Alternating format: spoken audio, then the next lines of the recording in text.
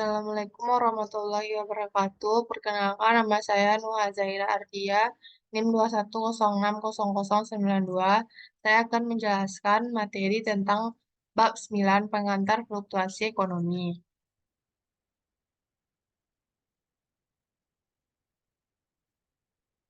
Adapun submateri yaitu yang pertama fakta tentang siklus bisnis, yang kedua horizon waktu dalam makroekonomi, yang ketiga permintaan agregat, dan yang keempat penawaran agregat.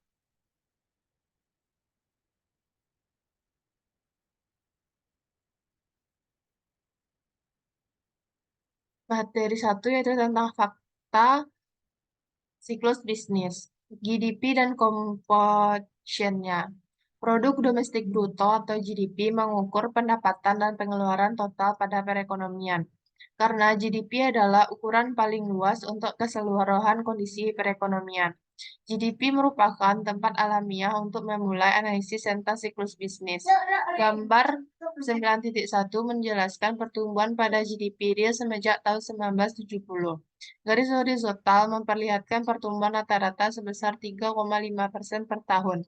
Kita dapat melihat bahwa pertumbuhan ekonomi tidak selalu tetap, terkadang bisa saja menjadi negatif. Area yang dilansir pada gambar tersebut menunjukkan periode terjadinya resesi. Lembaga penentu resmi yang menyatakan kapan resesi dimulai dan kapan resesi berakhir adalah National Bureau of Economic Research, sebuah lembaga peneliti ekonomi nirlaba, Komite Penanganan Siklus Bisnis (NBER), di mana pengarang buku ini pernah menjadi anggotanya, menentukan kapan resesi dimulai dan kapan resesi berakhir. Menurut aturan yang berlaku, resesi adalah sebuah periode di mana sekurang-kurangnya 2 kuartal berturut-turut terjadi penurunan pada GDP real. Namun demikian, aturan ini tidak selalu diterapkan. Contohnya pada banyak data revisi terbaru, resesi selama tahun 2001 terjadi akibat 2 kuartal yang menunjukkan pertumbuhan negatif. Meskipun tidak berurutan, faktanya Komite Penanganan Siklus Bisnis (NBER) tidak memiliki aturan baku. Namun komite ini melihat keragaman kondisi ekonomi selama kurun waktu tersebut dan menggunakan penilaiannya sendiri dalam menentukan kapan resesi dimulai dan kapan resesi berakhir. Berikut adalah gambar dari 9.1 perubahan pertumbuhan dari 4 kuartal sebelumnya. Adapun materi 2 yaitu tentang horizon waktu dalam makroekonomi, bagaimana jangka pendek dan jangka panjang berbeda.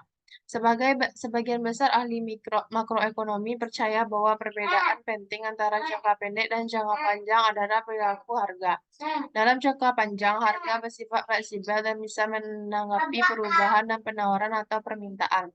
Dalam jangka pendek, banyak harga bersifat kaku pada tingkat yang ditentukan sebelumnya. Karena harga berperilaku secara berbeda dalam jangka pendek dibanding dalam jangka panjang, maka kebijakan ekonomi memiliki dampak yang berbeda pada selang waktu yang berbeda. Untuk melihat bagaimana jangka pendek dan jangka panjang berbeda, mari kita perhatikan dampak perubahan kebijakan moneter. Anggaplah Bank Sentral AS atau dalam kurung Fed secara tiba-tiba mengurangi jumlah uang beredar sebesar 5%. Menurut model klasik, di mana hampir seluruh ekonom sepakat menjelaskan perekonomian dalam jangka panjang. Jumlah uang beredar mempengaruhi variabel-variabel nominal. Variabel-variabel yang diukur dalam nilai uang tetapi tidak variabel-variabel real. Dalam jangka panjang, pengurangan 5% dalam jumlah uang beredar mengurangi seluruh harga, termasuk upah nominal, sebesar 5%, sedangkan seluruh variabel tetap sama. Jadi dalam jangka panjang, perubahan jumlah uang beredar tidak menyebabkan fluktuasi dalam output atau kesempatan kerja. Namun dalam jangka pendek, banyak harga tidak menanggapi perubahan kebijakan moneter. Pengurangan jumlah uang beredar tidak langsung menyebabkan seluruh perusahaan memotong upah. Semua toko mengubah label harga barangnya. Seluruh perusahaan mail order mengeluarkan katalog baru dan semua restoran mencetak menu baru. Dengan kata lain, hanya terdapat sedikit perubahan langsung dalam banyak harga atau harga-harga bersifat laku atau sulit berubah.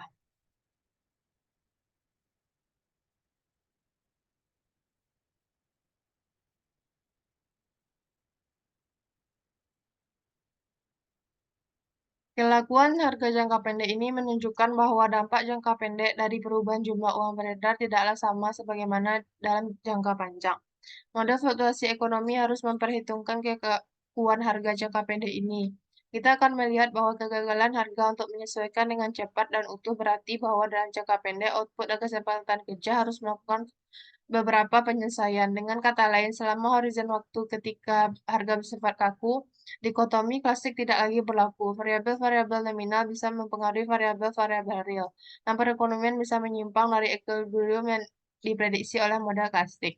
Model penawaran agregat dan permintaan agregat. Mengapa asumsi harga yang kaku dapat mengubah pandangan kita tentang kinerja perekonomian? Kita bisa menjawab pertanyaan ini dengan memperlihatkan dua kata favorit para ekonom, penawaran dan permintaan. Dalam teori makroekonomi klasik, jumlah output bergantung pada kemampuan perekonomian menawarkan barang dan jasa yang sebaliknya bergantung pada suplai modal dan tenaga kerja, serta pada ketersediaan teknologi produksi. Ini adalah esensi dari model klasik dasar yang dikembangkan pada bab 3 dan juga model pertumbuhan solo pada bab 7 dan 8. Harga fleksibel adalah asumsi penting dari teori klasik. Teori klasik menyatakan yang kadang-kadang secara implisit bahwa harga disesuaikan untuk menjamin bahwa kuantitas output yang diinginkan sama dengan kuantitas yang ditawarkan. Perekonomian bekerja cukup berbeda apabila harga bersifat kaku. Dalam hal ini, sebagaimana kita lihat, output juga bergantung pada permintaan terhadap barang dan jasa.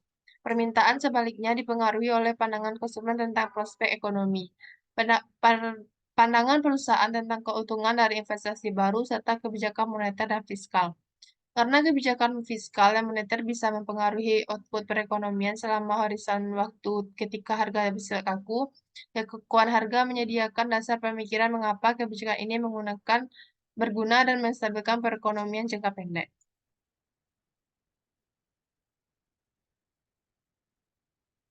Materi 3 yaitu permintaan agregat. Permintaan agregat atau aggregate demand atau AD adalah hubungan antara jumlah output yang diminta dan tingkat harga agregat.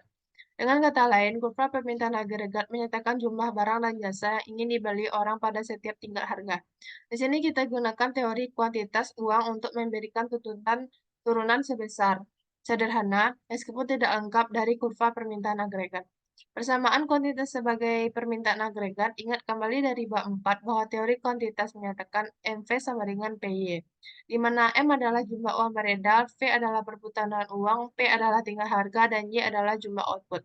Jika perputaran uang adalah konstan, maka persamaan ini menyatakan bahwa jumlah uang beredar menentukan nilai nominal output, yang pada akhirnya merupakan produk dari tingkat harga dan jumlah output. Anda tentu masih ingat bahwa persamaan kuantitas bisa ditulis kembali dalam bentuk penawaran dan permintaan untuk keseimbangan uang real. M per P sama dengan M per P, D dalam kurung K sama dengan KY. Di mana K sama dengan 1 per V adalah parameter yang menentukan berapa banyak uang yang orang ingin pegang untuk setiap dolar pendapatan. Dalam bentuk ini, persamaan kuantitas menyatakan bahwa penawaran dari keseimbangan uang real M per P sama dengan permintaan. M per P adalah bahwa permintaan adalah proporsional terhadap output Y. Perputaran uang V adalah sisi lain dari parameter permintaan uang K. Asumsi perputaran uang konstan sama dengan asumsi bahwa permintaan untuk keseimbangan uang real untuk setiap satuan output adalah konstan. Diasumsikan untuk setiap jumlah uang beredar, M dan P putaran V tetap. Persamaan kuantitas menghasilkan hubungan negatif antara tingkat harga P dan output. Gambar 9.95 menunjukkan kombinasi P dan Y yang memenuhi persamaan kuantitas yang mempertahankan M dan F konstan. Karena menurun ke bawah ini disebut dengan kurva permintaan agregat. Mengapa kurva permintaan agregat miring ke bawah? Sebagai sebagai pembahasan matematis murni, persamaan kuantitas menjelaskan kemiringan ke bawah dari kurva permintaan agregat dengan sangat sederhana. Jumlah uang beredar M dan perputaran uang F menentukan nilai nominal output PY. Sekali PY ditetapkan, jika P naik, Y harus turun. Apa yang berada di belakang hubungan matematis ini? Untuk jawaban yang lengkap atas pertanyaan mengapa kurva permintaan agregat miring ke bawah, perhatikan logika berikut. Karena kita telah mengasumsikan bahwa perputaran uang sudah tetap, maka jumlah uang beredar menentukan nilai dolar dari seluruh transaksi dalam perekonomian. Jika tingkat harga meningkat, setiap transaksi membutuhkan lebih banyak dolar, maka jumlah transaksi dan jumlah barang serta jasa yang dibeli harus turun. Kita bisa menjelaskan kemiringan ke bawah dari kurva permintaan agregat dengan memikirkan penawaran dan permintaan untuk keseimbangan uang real. Jika output lebih tinggi, orang-orang terlibat dalam lebih banyak transaksi dan membutuhkan keseimbangan real yang lebih tinggi, M per P. Untuk jumlah uang beredar yang tetap, M, keseimbangan real yang lebih tinggi menunjukkan tingkat harga yang lebih rendah. Sebaliknya, jika tingkat harga lebih rendah, keseimbangan uang real lebih tinggi. Tingkat keseimbangan real yang lebih tinggi menunjukkan volume transaksi yang lebih besar, yang berarti jumlah output yang diminta lebih besar.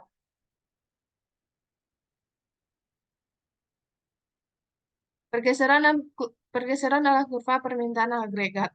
Kurva permintaan agregat dibuat untuk nilai dari jumlah uang beredar yang tetap. Dengan kata lain, kurva tersebut menyatakan kombinasi yang mungkin dari P dan Y untuk nilai M tertentu. Jika Fed mengubah jumlah uang beredar, maka kombinasi yang mungkin dari P dan Y berubah, yang berarti kurva permintaan agregat berubah.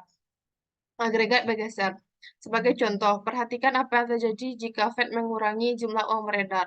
Persamaan kuantitas MV sama dengan PY menyatakan bahwa pengurangan jumlah uang beredar menyebabkan pengurangan proporsi dalam nilai nominal output PY. Untuk setiap harga, jumlah output adalah lebih rendah, dan untuk jumlah output berapapun, tingkat harga adalah lebih rendah. Sebagaimana terlihat dalam gambar 96A, kurva permintaan agregat yang menghubungkan P dan Y bergeser ke kiri. Hal sebaliknya terjadi jika Fed meningkatkan jumlah uang beredar. Persamaan kuantitas menyatakan bahwa kenaikan dalam N menyebabkan kenaikan dalam PY. Untuk setiap tingkat harga, jumlah output yang lebih tinggi dan jumlah output berapapun tingkat harga adalah tinggi, sebagaimana ditunjukkan dalam gambar 96B. Kurva permintaan agregat bergeser ke kanan. Meskipun teori kuantitas memberikan dasar yang sangat sederhana untuk memahami kurva permintaan agregat, kenyataan sesungguhnya jauh lebih rumit. Fluktuasi dalam jumlah uang beredar bukanlah satu-satunya kuantitas permintaan agregat. Meskipun jumlah uang beredar tetap konstan, kurva permintaan agregat bergeser jika beberapa peristiwa penyebab perubahan perputaran uang. Berikut adalah gambar 96A pergeseran kurva permintaan agregat ke kiri dan 96B pergeseran kurva permintaan agregat ke kanan. Materi selanjutnya yaitu penawaran agregat. Penawaran agregat atau agregat supply dalam kurung AS adalah hubungan antara jumlah barang dan jasa yang ditawarkan dan tingkat harga. Karena perusahaan yang menawarkan barang dan jasa memiliki harga yang fleksibel dalam jangka panjang tetapi harga yang kaku dalam jangka pendek, hubungan penawaran agregat bergantung pada horizon waktu. Kita perlu membahas dua kurva penawaran yang berbeda. Kurva penawaran jangka panjang long run aggregate supply LRAS dan kurva penawaran jangka pendek short run aggregate supply atau SRAS. Jangka panjang kurva penawaran agregat vertikal. Karena model klasik menjelaskan bagaimana perekonomian berperilaku dalam jangka panjang, kita turunkan kurva penawaran agregat jangka panjang dari model klasik. Dari bab 3, kita ketahui bahwa jumlah output yang diproduksi tergantung pada jumlah modal dan tenaga kerja tetap serta pada teknologi yang tersedia. Untuk menunjukkan hal ini, kita menulis Y sama dengan F dalam kurung K, L sama dengan Y. Menurut model klasik, output tidak bergantung pada tingkat harga. Untuk menunjukkan bahwa output sama untuk semua tingkat harga, kita gambar kurva penawaran agregat vertikal. Sebagaimana terlihat dalam gambar 97, pada jangka panjang, perpotongan antara kurva permintaan agregat dan kurva penawaran agregat vertikal menentukan tingkat harga. Berikut adalah gambar 97, kurva penawaran agregat jangka panjang. Jika kurva penawaran agregat adalah vertikal, maka perubahan dalam permintaan agregat mempengaruhi harga tetapi tidak output. Misalnya, jika uang beredar turun, kurva permintaan agregat besar ke bawah, seperti yang terlihat dalam gambar 98. Perekonomian bergerak dari perpotongan penawaran agregat dan permintaan agregat lama, titik A ke perpotongan baru, titik B. Pergeseran dalam permintaan agregat hanya mempengaruhi harga. Kurva penawaran agregat vertikal mempengaruhi dikotomi klasik karena menunjukkan bahwa tingkat output adalah independen terhadap jumlah uang beredar. Tingkat output dalam jangka panjang ini, Y, disebut kesempatan kerja penuh atau full employment atau tingkat output alamiah atau natural, yaitu pada tingkat output di mana sumber daya perekonomian dikaryakan sepenuhnya atau yang lebih realistis, di mana pengangguran berada pada titik wajarnya. Berikut adalah gambar 8 pergeseran permintaan agregat dalam jangka panjang. Jangka pendek, kurva penawaran agregat horizontal. Model klasik dan kurva penawaran agregat vertikal hanya berlaku dalam jangka panjang. Dalam jangka pendek, sebagai harga bersifat kaku dan karena itu tidak menyesuaikan dengan perubahan permintaan karena kekakuan harga ini, kurva penawaran agregat jangka panjang pendek tidak vertikal. Pada bab ini, kita akan menyederhanakan persamaan dengan menggunakan contoh ekstrim. Anggaplah seluruh perusahaan menerbitkan katalog harga dan untuk menerbitkan katalog baru diperlukan banyak biaya. Jadi, seluruh harga tetap bertahan pada tingkat yang sudah ditentukan sebelumnya. Pada harga ini, perusahaan ingin menjual produk sebanyak yang ingin dibeli oleh konsumen, dan mereka mempekerjakan tenaga kerja yang cukup untuk memproduksi jumlah yang diminta. Karena tingkat harga adalah tetap, maka kita tampilkan situasi ini adalah gambar 9 dengan kurva penawaran agregat horizontal. Berikut adalah gambar 98 pergeseran permintaan agregat dalam jangka panjang. Equilibrium jangka panjang dari perekonomian adalah perpotongan kurva permintaan agregat dan kurva penawaran agregat jangka pendek horizontal ini. Dalam hal ini, perubahan permintaan agregat mempengaruhi tingkat output. Misalnya, jika Fed tiba-tiba mengurangi jumlah uang beredar, maka kurva permintaan agregat besar ke kiri sebagai ditunjukkan dalam gambar 910. Perekonomian bergeser dari perpotongan permintaan agregat dan penawaran agregat lama titik A ke performa baru titik B. Pergeseran dari titik A ke titik B menunjukkan penurunan output pada tingkat harga tetap. Jadi penurunan permintaan agregat mempengaruhi output dari jangka pendek karena harga-harga tidak disesuaikan secara instan. Setelah penurunan tiba-tiba dalam permintaan agregat, perusahaan tertahan dengan harga yang terlalu tinggi. Dengan permintaan rendah dan harga tinggi, perusahaan menjual lebih banyak produk, sehingga mengurangi produksi dan memecat pekerja. Perekonomian mengalami resesi. Dalam perekonomian dengan harga kaku dan harga fleksibel, kurva penawaran agregat jangka pendek akan miring ke atas dan tidak horizontal. Nomor 10 mengilustrasikan ekstrim di mana semua harga kaku. Oleh karena kasus ini sederhana, maka berguna sebagai titik awal untuk mempelajari penawaran agregat jangka pendek.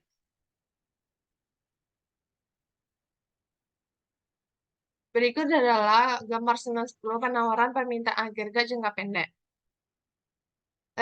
Dari jangka pendek ke jangka panjang, kita bisa meringkas analisis kita sejauh ini sebagai berikut. Selama periode waktu yang panjang, harga-harga adalah fleksibel. Kurva penawaran agregat adalah vertikal, dan perubahan permintaan agregat mempengaruhi tingkat harga tetapi tidak output. Selama periode waktu yang pendek, harga-harga kaku. Kurva penawaran agregat adalah dolar, dan perubahan permintaan agregat mempengaruhi output barang dan jasa perekonomian. Bagaimana perekonomian melakukan transaksi dari jangka pendek ke jangka panjang? Mari kita telusuri dampak dari penurunan permintaan agregat sepanjang waktu. Anggaplah perekonomian pada awalnya berada dalam equilibrium jangka panjang, seperti ditunjukkan dalam gambar 911. Dalam gambar ini ada 3 kurva, kurva permintaan agregat, kurva penawaran agregat jangka panjang, dan kurva penawaran agregat jangka pendek. Equilibrium jangka panjang adalah titik di mana permintaan agregat memotong kurva penawaran agregat jangka panjang. Harga-harga telah disesuaikan untuk mencapai equilibrium ini. Karena itu, ketika perekonomian berada dalam equilibrium jangka panjang, kurva penawaran agregat jangka pendek harus memotong titik ini. Berikut adalah gambar 9.1 equilibrium jangka panjang. Dalam jangka panjang, perekonomian dengan sendirinya berada pada perpotongan kurva penawaran agregat jangka panjang dan kurva permintaan agregat. Karena harga-harga telah disesuaikan pada tingkat ini, kurva penawaran agregat jangka pendek memotong titik ini pula. Baiklah, sekian presentasi dari saya. Apabila ada kesalahan, mohon dimaafkan. Assalamualaikum warahmatullahi wabarakatuh.